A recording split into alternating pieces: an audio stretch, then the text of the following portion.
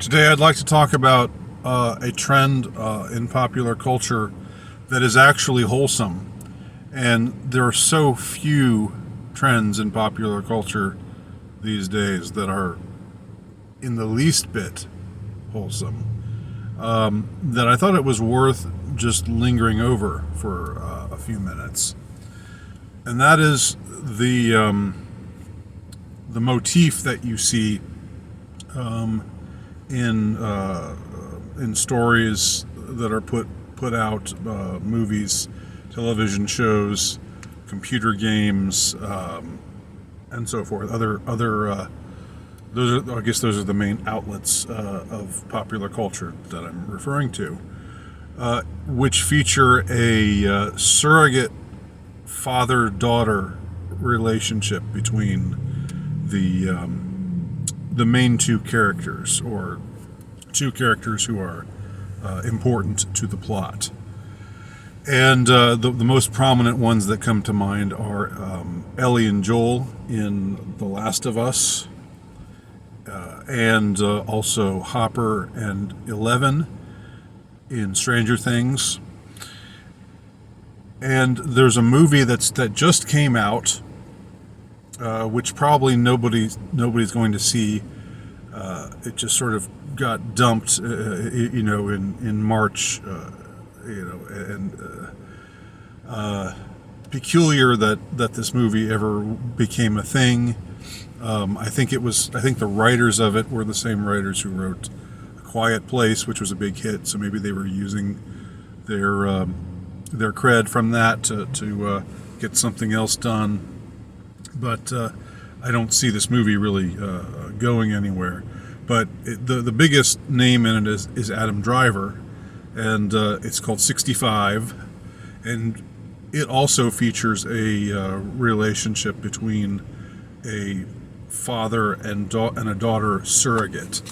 In both these cases, in all of these cases that I'm referring to, the father and the daughter are both surrogates. The daughter has a father surrogate in the main character, who's a man, a grown man, and the man has a daughter surrogate in the girl that he has, who's sort of in his charge, or he's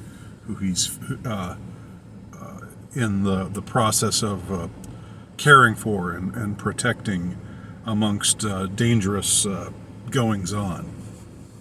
There was also an earlier movie. Leave it to me to pull something like this out from obscurity. There was a movie called Space Hunter from the 80s, and this is a movie that featured Molly Ringwald before she was a name. I think it came out just before 16 Candles did, but that was the movie that launched Molly Ringwald's career. But this was like a cheesy sci-fi movie, Space Hunter: Adventures in the Forbidden Zone, and it also featured a main character who is a grown man who comes across Molly Ringwald as a young girl, and they also have this the same surrogate father-daughter relationship with one another. Now, I don't think this was the case in Space Hunter, which is the much more obscure dark horse out of all the ones that I've cited. But in the three other feature films or feature shows or games that I have cited, what you have with all three of the men, with Hopper, with Joel, and with whatever the name is of the guy that Adam Driver plays in 65, they all are men who have lost their daughters tragically, and now they're put into this situation where a young girl comes into their life, who they have paternal feelings about, and who they feel protective of. And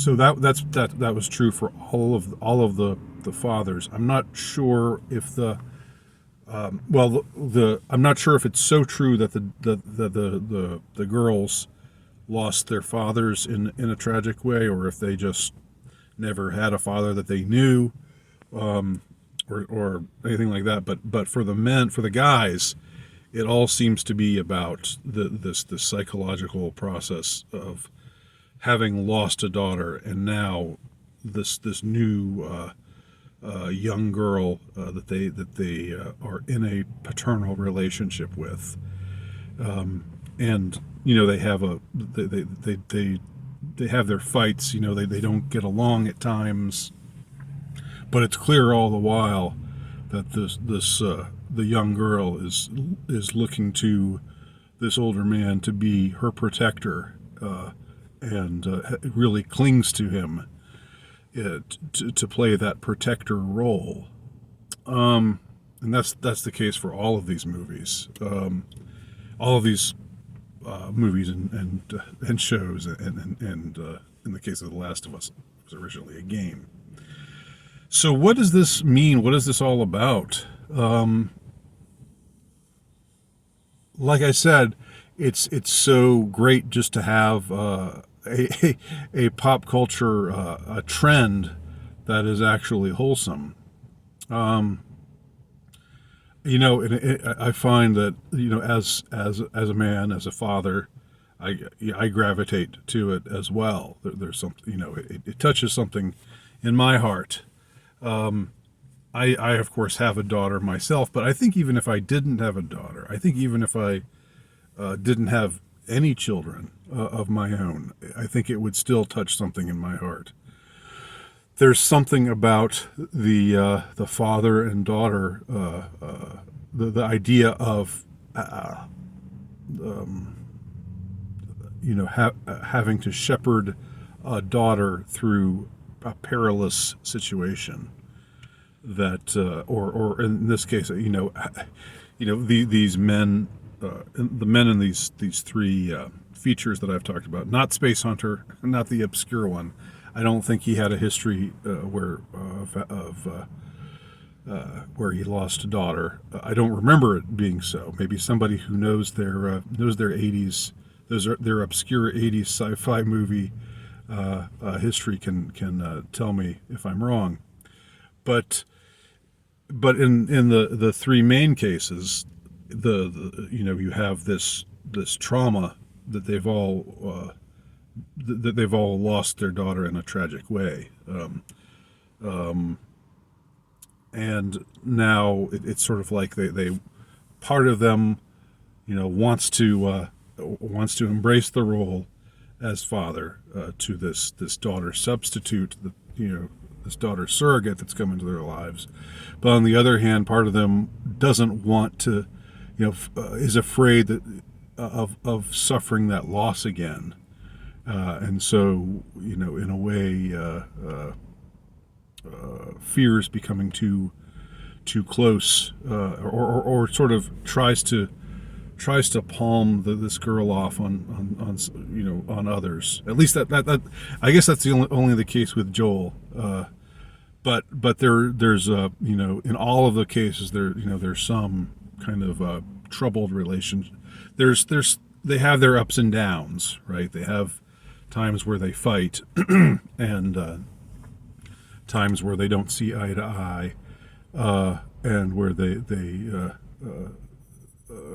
say things that hurt each other's feelings, and it's just, but there's something about it that's just so resonant, and it's like, again, it's wholesome. It's not. There's nothing sexual, right? It's not. It doesn't conceal some darker thing, like a possible sexual attraction. That's just not in the cards with any of these pairings.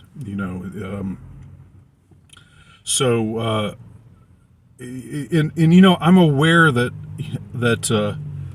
father and son can also be a obviously it can and should be a strong bond that that a person is moved to have. And I would say that, speaking as a father, I've always of both a son and a daughter, I've always felt,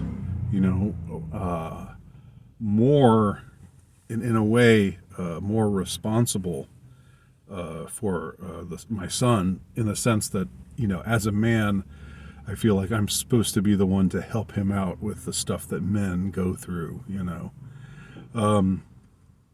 And so in a way, I've got supreme tender feelings for both of my children, and yet there's something about the father-daughter thing, in particular, that that especially elicits this sort of heartfelt response or feeling. That's not to denigrate sons, of course, or the relationship between fathers and sons, but somehow the way it's turning up in popular culture, the trend that we see, the motif that we see playing out in these outlets of popular culture, is between a father and a daughter, and it's where the father is being put in this role of protector, and so in a way, like I said, it's very wholesome, it's very traditional.